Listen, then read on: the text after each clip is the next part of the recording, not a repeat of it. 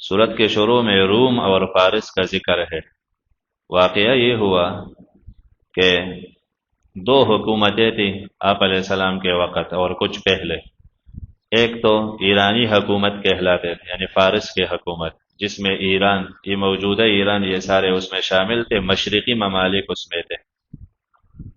تو یہ حکمران، اس کا حکمران وہ کیسر کہلاتا تھا، یہ کسریٰ کہلاتے تھے۔ دوسرے طرف مغربی ممالک، جس میں شام ہے، ازروعات ہے، بصرہ تک، بصرہ جو علاقہ جو حجاز کے ساتھ ان کے بارڈر لگے مکے کے سائڈ سے، تو یہ سارے علاقے تھے۔ اس کا بڑا قیصر کہلاتے تھے، رومی حکومت تھی، چونکہ روم والے اسلام آسمانی کتاب کے قائل تھے، نصرانی تھے وہ، اور یہ فارس کے حکمران یہ تو آتش پرست تھے، سورج کے، آگ کے، یہ آسمانی کتاب کے قائل نہ تھے۔ تو ہوا یہ کہ آپ علیہ السلام 570 عیسوی میں آپ علیہ السلام پیدا ہوئے، پھر 40 سال بعد نبوت ملی، تو 610 میں آپ علیہ السلام کو نبوت ملی، اور 602 میں یہ لڑائیاں شروع ہوئی تھی فارس اور روم کے۔ تو اس وقت فارس کی حکومت جو ان کا بڑا تھا کسریٰ، وہ بڑا بدماش تھا، اور اس نے ایک ساتھ بڑے فوج کو جمع کر کے روم والوں پہ حملہ کر دیا۔ آپ علیہ السلام کی نبوت کا اعلان ہوا تھا، تو 4-5 سال بعد، یعنی 614 عیسوی میں، کہ اتنے میں خبر آئی کہ فارس کے بادشاہ، ایرانی بادشاہ غالب آیا اور روم کے بادشاہ کو قسطنطنیہ تک محدود کر دیا۔ بس اسی علاقے میں رہے، سارے علاقے انہوں نے لے لیے، شام کے بڑے بڑے علاقے، ازروعات، بصرہ، یہ سارے فارس نے لے لیے۔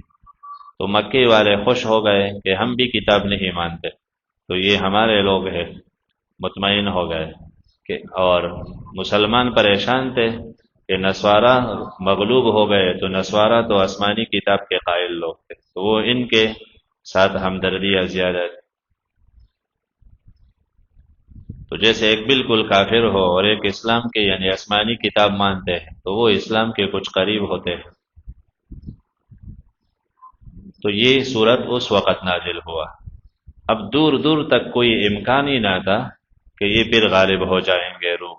تو ایسے وقت میں حکم آیا کہ روم تو مغلوب ہو گئے، لیکن عن قریب غالب ہو جائیں گے دوبارہ۔ تو یہ آیات اتر آیا، کافر مذاق اڑاتے تھے کیسے غالب ہوں گے، ان کا تو نشانی ختم کر دیا، بس قسطنطنیہ میں ہے، توڑے وہی بھی ختم ہو جائے۔ تو ابو بکر رضی اللہ عنہ نے شرط لگایا، اور ایک کافر کے ساتھ، اور شرط میں یہ تھا کہ 100 اونٹ دوں گا اگر 3 سال میں غالب نہ، 10 تھا تو آپ علیہ السلام نے کہا اونٹ بڑھا دو، 100 کر دو، لیکن 3 سال نہیں، آیات میں تو بضع سنین ہے، تو بضع تو 3 کو نہیں کہا جاتا، تو 10 تک بولا جا سکتا ہے، تو موقع بڑھا دو، تو 9 سال کر دیا۔ تو پھر کیا ہوا کہ جس دن مسلمان بدر میں لڑ رہے تھے، تو مسلمان بدر میں غالب آئے، تو اسی دن روم بھی غالب آیا قیصر پر، اور اپنے علاقے واپس کر دیا اور قیصر کو شکست دے دی۔ تو دو خوشیاں جمع ہو گئے، مسلمان یہاں غالب آئے اور وہاں روم بھی غالب آ گئے۔ قرآن نے کہا جس دن روم غالب آئے گا تو اس دن مسلمان بھی خوش ہوں گے، وَيَوْمَئِذٍ يَفْرَحُ الْمُؤْمِنُونَ، وہ دن مومنوں کی خوشی کا بھی ہے۔ یہ وعدے، یہ نبوت کے اظہار کے لیے، سچائی کے لیے یہ نشانیاں ہے۔ ایک تو یہ کہ روم مغلوب ہو، تو یہ خبر بھی قرآن نے دیا۔ دوسرا یہ کہ پھر غالب آئے گا۔ تیسرا یہ کہ چند سالوں میں آئے گا۔ چوتھا یہ کہ اس دن مومنوں کو بھی فتح ملے، اور یہ سارے پیشن گوئیاں سچے ثابت ہو گئے۔ پھر تاریخ لکھتے ہیں کہ وجہ یہ بنا، سبب یہ بنی روم کے غلبے کا پھر دوبارہ، کہ قیصر کا ایک جرنیل تھا بڑا، فرحان نام تھا، فرحان، تو اس نے ایک مرتبہ شراب پی کے، جیت چکے تھے جنگ، جیسے بڑے علاقے کو فتح کرے، تو اس نے نشے میں کہا کہ آج میں بہت خوش ہوں، اور لگتا ہے کہ گویا کہ میں کسریٰ کی کرسی پر بیٹھا ہوں، یعنی بادشاہ کی کرسی پر۔ تو بادشاہ لوگوں کا مزاج بہت سخت ہوتا ہے، وہ ڈرتے بھی ہے کہ اس نے ایسا جملہ نشے میں کیوں کہا، اس کا کئی ارادہ ہے میرے کرسی لینے کا۔ تو انہوں نے، اس کا دوسرا بھائی تھا شاہرمان نام تھا، اس کو خط بھیجا، وہ فوج کا بڑا تھا، کہ اس کو قتل کر دو۔ انہوں نے کہا نہیں، یہ تو بہت بہترین جرنیل۔ دوسرا خط آیا، تیسرا آیا، اس نے عمل نہ کیا، یہی جواب دیتے رہے کہ یہ بندہ پھر ہمیں ایسا نہیں ملے گا۔ تو بادشاہ نے شاہرمان کو معزول کر کے اس کے بھائی فرحان، اس کو بڑا بنایا فوج کا، اور اس کو پیغام بھیجا کہ شاہرمان کو قتل کرو۔ تو انہوں نے ارادہ کیا قتل کرنے کا، کہ بادشاہ کا حکم ہے۔